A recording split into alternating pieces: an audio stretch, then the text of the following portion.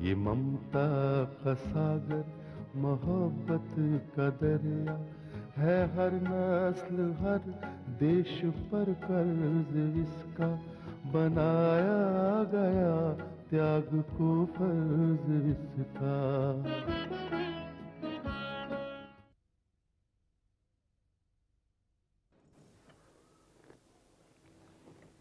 कहो माँ, क्या काम है?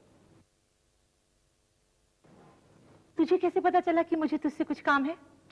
माँ, आपको पता है मैं चाय में चीनी नहीं पीता हूँ, और आपने शक्कर डाल दी, इसका मतलब है आपको मुझसे कोई काम है। तुझे प्रगति के घर का पता मालूम है? माँ, सब खैरियत तो है? आप उसके घर का पता क्यों पूछ रही है? मैं उसके घर वालों से मिलना चाहती हूँ। घर वालों से मिलना चाहती हैं? अब लेकिन ऐसी क्या खास जरूरत आन पड़ी है माँ? बेटे, हम हिंदुस्तानी लोग हैं और ये हमारी परंपरा है कि ऐसे हालात में उसके घर वालों से मिलना जरूरी हो जाता है, उसकी शिकायत करने के लिए। उसकी शिकायत करने के लिए? लेकिन माँ, उसने आखिर किया क्या है? यही तो मैं जानना चाहती हूँ कि उसने किया क्या है। जो काम मैं मुद्दतों में नहीं कर पाई, उसने एक मुलाकात में कर दिखाया। मेरा बेटा सोते जागते उठते बैठते उसी के सपने देखने लगा है। मैं उसके घर वालों से पूछना चाहती हूँ कि आपने अपनी बेटी को ऐसी क्या तालीम दी है कि एक ही मुलाकात में उसने मेरे बेटे को दीवाना बना दिया। माँ, तुम सचमुच उनके घर वालों से ऐसा पूछोगी?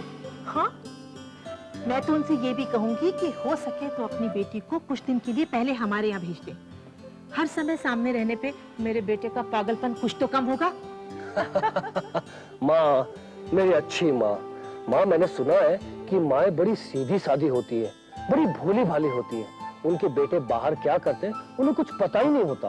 होती होंगी ऐसी माएं, पर मैं तो वो माँ हूँ जो अपने बेटे के पल पल की खबर रखती है। वो क्या कर रहा है, क्या सोचता है, क्या चाहता है, सब जानती हूँ मैं। लेकिन माँ, मैं तो उसके घर का पता भी नहीं जानता। हाँ, मैं उसे उसकी ऑफिस में जाकर जरूर मिला हूँ। तो मैं भी उसके ऑफिस में मिल लेती हूँ। लेकिन माँ, तुम तो उसके घर वालों से मिलना चाहती थी। भाई, उनसे मिलने से पहले उसे भी तो देख लूं एक नजर। माँ, ऑफिस में थोड़ी बिजी रहती है। हाँ, तूने बताया तो था कि आजकल वो डिजाइनर अवार्ड में बिजी है। नो, बातों बातों में मैं खुद भूल गया। दरअसल मुझे भी वो जगह देखने जाना है जहाँ पर ये फंक्शन होने वाला है। माँ, मैं चेंज करके जरा भी आता हूँ। पगला कहीं का।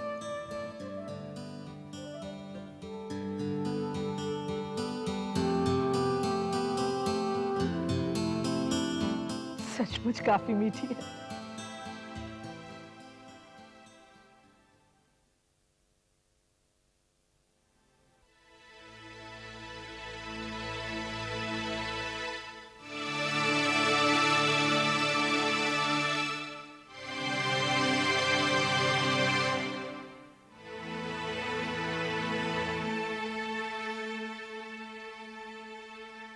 डॉक्टर साहब। सभा जी, आप प्लीज बैठिए।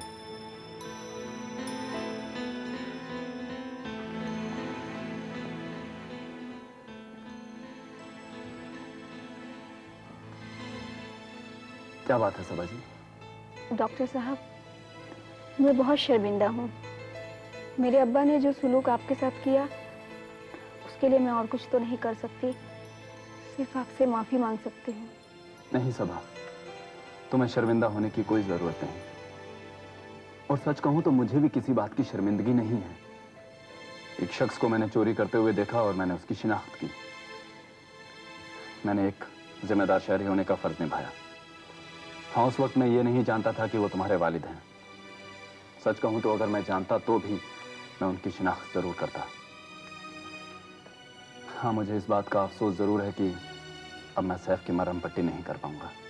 नहीं डॉक्टर साहब, अगर सैफ को पट्टी की जरूरत है तो वो सिर्फ आपके हाथों से ही बंधेगी।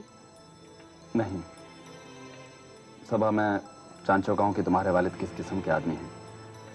उन्हें जब पता चलेगा कि तुम यहाँ आई हो, शायद ये बात वो बर्दाश्त ना कर सकें और कोई ना कोई नया तमाशा बना देंगे। और मैं नहीं चाहता कि मेरी वजह से किसी तरह का आपके घर में कोई भी टेंशन हो। डॉक्टर साहब, आप तो देख ही चुके हैं मेरे अब्बा कैसे हैं, और आपको ये भी मालूम हो गया होगा कि वो क्या करते हैं। अब आपको एक बात बता दूं, वो शराब भी पीते हैं। आज भी शराब पीकर आएंगे और फिर एक नया बखेड़ा खड़ा कर देंगे। हम सब लोगों को परेशान कर देंगे, खास तो मेरी अम्मी को सबसे ज्यादा। और हो सकता है कि वो आपके क्लिनिक में भी आए। तब आप हरगिज मत सोचिएगा कि वो मेरे वालिद हैं। आपको जो सलूक करना होगा उनके साथ, हम लोगों को गवारा होगा। सबा, ये तो मैं जान ही चुका हूं कि तुम्हारे वालिद किस किस्म के आदमी हैं, लेकिन क्या उनका कोई इलाज नहीं है? नहीं डॉक्टर साहब, मेरे वालिद बुराइयों का घर बन चुके हैं।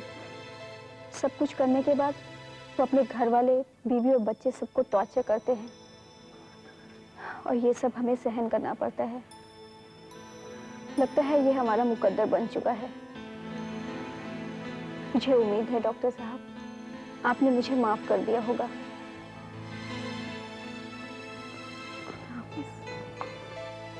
सबा, तो क्या मैं ये समझ लूं कि हमारी आखिरी मुलाकात है? अब मैं कौन सा मुंह लेकर आऊंगी डॉक्टर साहब आपके पास? सबा, इंसान की अच्छाइयां और बुराइयां उसके साथ ही चलती हैं। तुम्हारे वालिद ने जो कुछ किया या जो कुछ वो करेंगे, उसके तुम बिल्कुल ही जिम्मेदार नहीं हो। शायद आप नहीं जानते डॉक्टर साहब, मेरे अब्बा की इन्हीं हरकतों की वजह से हमारे खानदान वाले, हमारे रिश्तेदार, यहाँ तक हमारे पड़ोसियों ने हमसे नाता तोड़ लिया है। हम लोग बिल्कुल अकेले रह गए हैं। लेकिन मैं तुमसे रिश्ता नहीं तोड़ूंगा सबा। हाँ, अगर तुम यहाँ नहीं आओगी तो मैं तुम्हारे घर आ जाया करूंगा। नहीं डॉक्टर साहब, आप ऐसा मत करिएगा। मैं नहीं चाहती कि फिर से मेरे अब्बा कोई ऐसा वैसा सलूक करें। मैं खुद ही आ जाऊंगी आपके पास। वादा करती हो?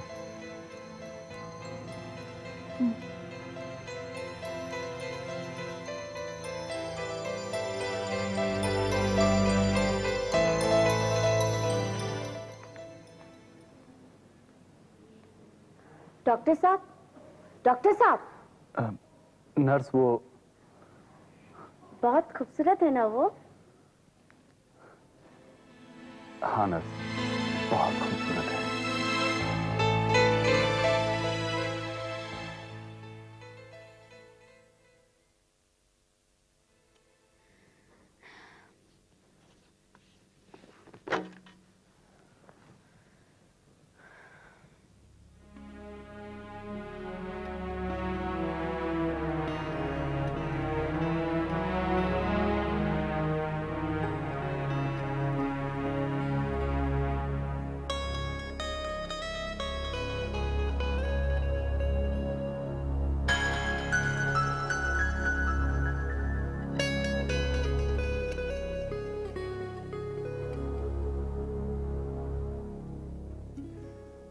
महादेवी प्रकृति की सेवा में सेवक राजेश कुमार का प्रणाम।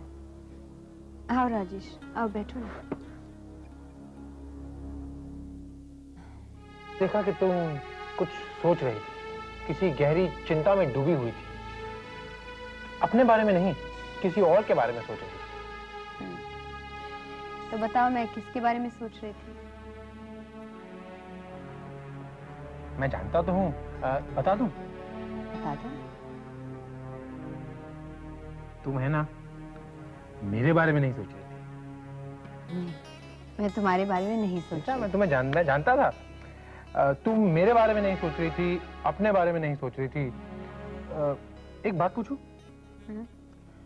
प्रॉब्लम्स तुम्हारे पास आती हैं या तुम खुद चलकर प्रॉब्लम्स के पास आती हो? पता नहीं कौन किसके पास जाता है, लेकिन मैं हमेशा प्रॉब्लम से घिरी रहती हूँ। क्या अब कोई नई प्रॉब्लम वहां खड़ी हुई? हाँ, एक बहुत ही खूबसूरत प्रॉब्लम। खूबसूरत प्रॉब्लम? सबा नाम है उसका। सबा, नाम तो अच्छा है। सबा, इस प्रॉब्लम की उम्र क्या है? वो एक बड़ी खतरनाक उम्र में है। और खतरा क्या है? खतरे का नाम विनोद ठाकुर है। ओह, ये तो नया प्रॉब्लम है। अब सवाल ये पैदा होता है कि ये प्रॉब्लम, मेरा मतलब है सबा कौन है और तुम्हारा इससे कांटेक्ट कैसे हुआ? कॉफी। आओ फरीदा। फरीदा जी आदाब। आदाब राजेश बाबू। कैसे हैं आप?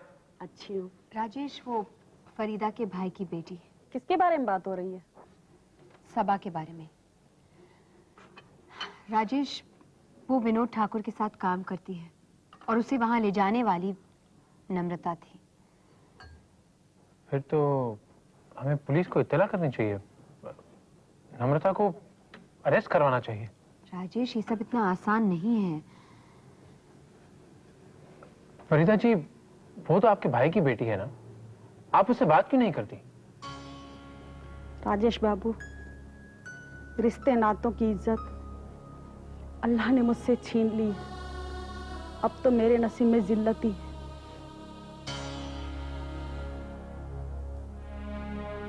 मुझे माफ कर दीजिए, मैं ये सब जानता नहीं था।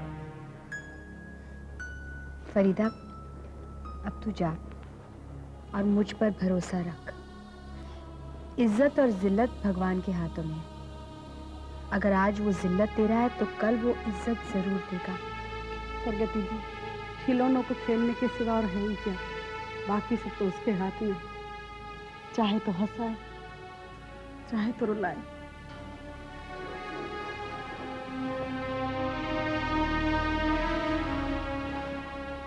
मैंने यहाँ आकर यहाँ का वातावरण गंभीर बना दिया। ये सब चलता रहता है।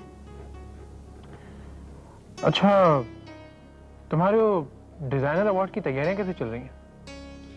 तैयारी जबरदस्त चल रही है, लेकिन हमारे दुश्मन पूरी कोशिश कर रहे हैं हमें नीचा दिखाने की। शायद तुम्हारे दुश्मन ये भूल रहे हैं कि प्रगति ने सिर्फ नीचे दिखाना सीखा है, नीचे देखना नहीं। प्रगति, मैं तुमसे कहता हूं कि जीत सिर्फ तुम्हारी होगी।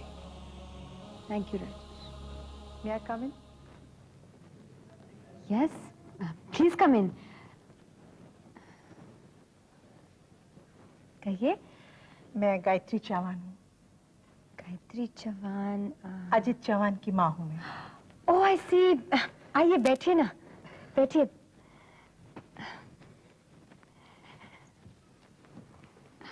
ये राजेश है, मेरे दोस्त, मेरे सलाहकार, मेरे गाइड। नमस्ते।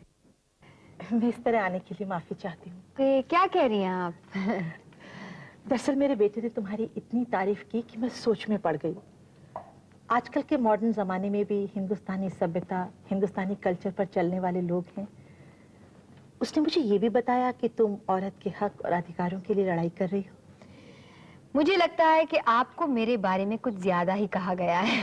नहीं बेटे, जो मैं अपनी आंखों से देख रही हूँ वो सब मेरे बेटे ने मुझे नहीं बताया।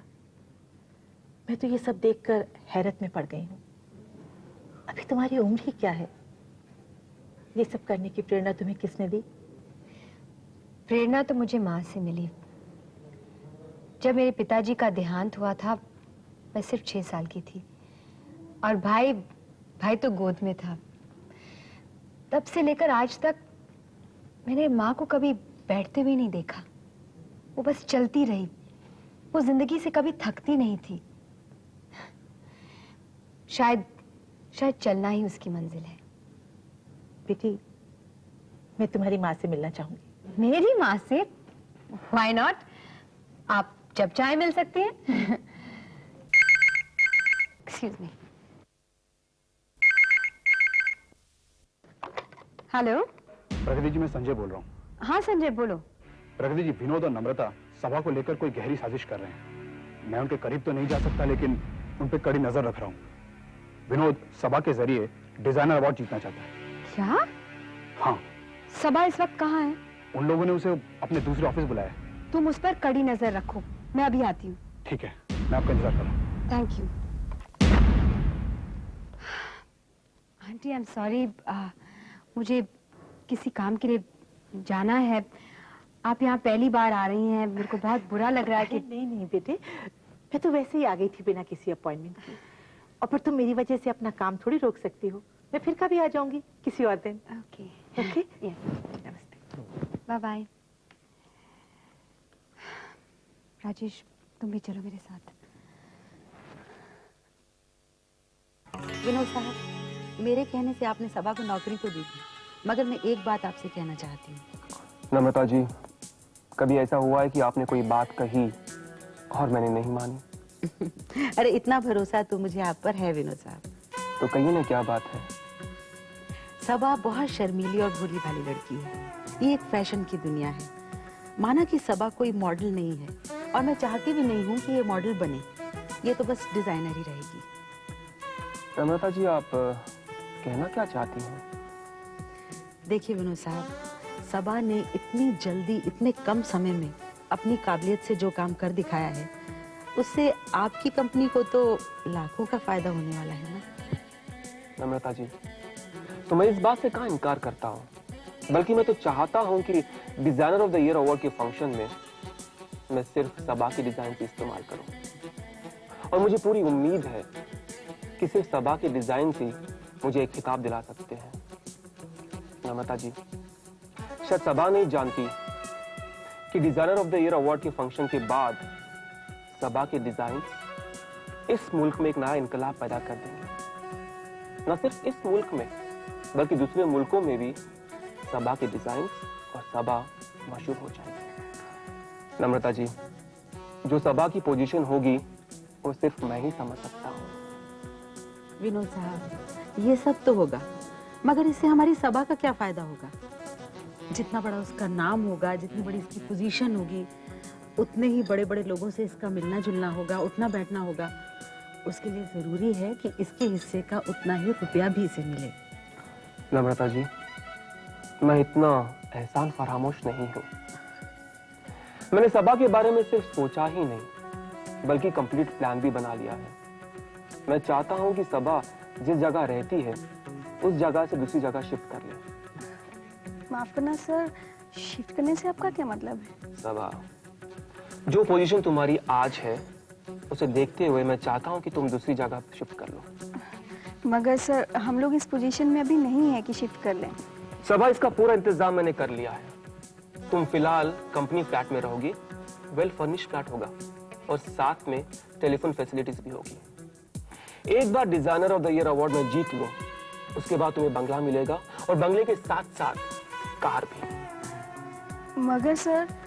नम्रता जी, आप सबा को समझाइए कि मैं जो कुछ भी कर रहा हूँ वो फर्म की रेपुटेशन के लिए कर रहा हूँ। आप समझो, कोई मुझसे पूछेगा कि टॉप डिजाइनर सबा कहाँ रहती है, तो मैं क्या जवाब दूंगा कि वो क्या बताया तुमने, कहाँ रहती हो तुम? जी, इंदिरा नगर खेमजी की चार में। ओ सबा, इंदिरा नगर, वो जगह तुम्हारे रहने के लायक नहीं है। ये आप क्या कह रहे हैं सर? बेटी, ये जो कह रहे हैं ठीक कह रहे हैं, और तुम्हारे भले के लिए कह रहे हैं। और हाँ विनोद साहब, आपने सबा की मुलाकात अधिकारी साहब से भी करवानी है ना? अधिकारी साहब?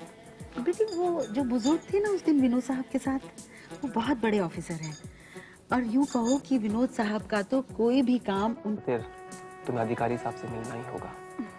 जी, मैं जरूर मिलूंगी उनसे। ओह ग्रेट, तो इसी बात पर एक कप चाय हो जाए? जी हाँ हाँ, क्यों नहीं, हम सब चाय पियेंगे, मंगवाइए।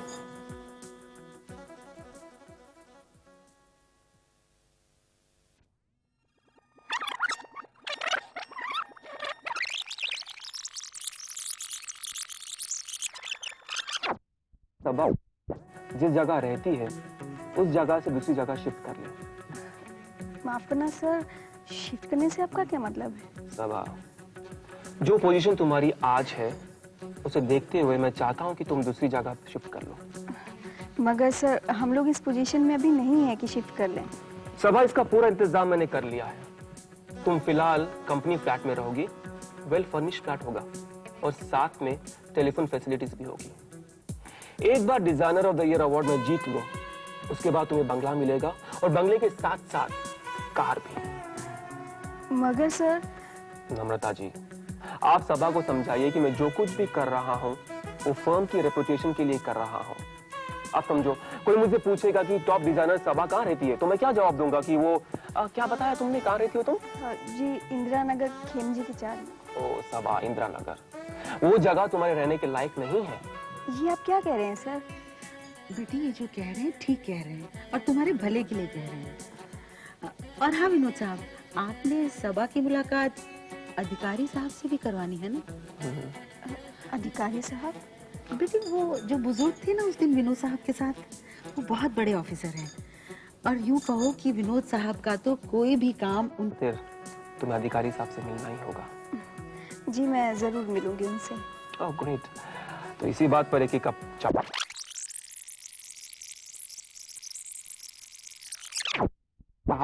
हूँ कि designer of the year award के फंक्शन में मैं सिर्फ सबा की डिजाइन से इस्तेमाल करूं और मुझे पूरी उम्मीद है कि सिर्फ सबा के डिजाइन से मुझे एक खिताब दिला सकते हैं।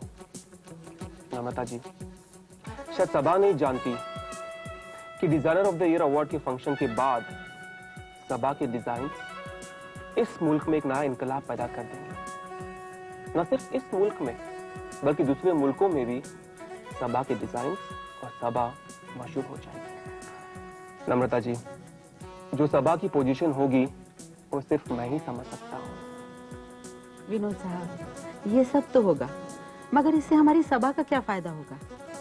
जितना बड़ा उसका नाम होगा, जितनी बड़ी इसकी पोजीशन होगी, उतने ही बड़े बड़े लोगों से इसका मिलना जुलना होगा, उठना बैठना होगा। उसके लिए जरूरी है कि इसके हिस्से का उतना ही रुपया भी इसे मिले। नम्रता जी, मैं इतना एहसान फरामोश नहीं हूँ। मैंने सबा के बारे में सिर्फ सोचा ही नहीं बल्कि कंप्लीट प्लान भी बना लिया है। मैं चाहता हूँ कि सबा जिस जगह रहती है उस जगह से दूसरी जगह शिफ्ट कर ले। माफ करना सर, शिफ्ट करने से आपका क्या मतलब है? सबा, जो पोजीशन तुम्हारी आज है उसे देखते हुए मैं चाहता हूँ कि तुम दूसरी जगह शिफ्ट कर लो। मगर सर हम लोग इस पोजीशन में अभी नहीं है कि शिफ्ट कर लें। सबा, इसका पूरा इंतजाम मैंने कर लिया है। तुम फिलहाल कंपनी फ्लैट में रहोगी, वेल फर्निश फ्लैट होगा और साथ में टेलीफोन फैसिलिटीज भी होगी। एक बार designer of the year award में जीत लो, उसके बाद तुम्हें बंगला मिलेगा और बंगले के साथ साथ कार भी। मगर सर। नम्रता जी, आप सबा को समझाइए कि मैं जो कुछ भी कर रहा हूँ वो फर्म की रेपुटेशन के लिए कर रहा हूँ। आप समझो, कोई मुझसे पूछेगा कि टॉप डिजाइनर सबा कहाँ रहती है तो मैं क्या जवाब दूंगा कि वो क्या बताया तुमने, कहाँ रहती हो तुम? जी इंदिरा नगर खेमजी की चार। ओ सबा, इंदिरा नगर वो जगह तुम्हारे रहने के लायक नहीं है। ये आप क्या कह रहे हैं सर? बेटी ये जो कह रहे हैं ठीक कह रहे हैं और तुम्हारे भले के लिए कह रहे हैं।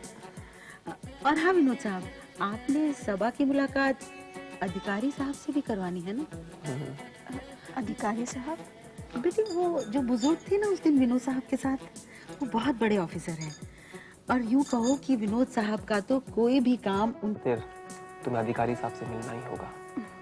जी मैं जरूर मिलूंगी उनसे। Oh great. तो इसी बात पर एक कप चाय हो जाए? जी हाँ हाँ क्यों नहीं, हम सब चाय पियेंगे, मंगवाइए।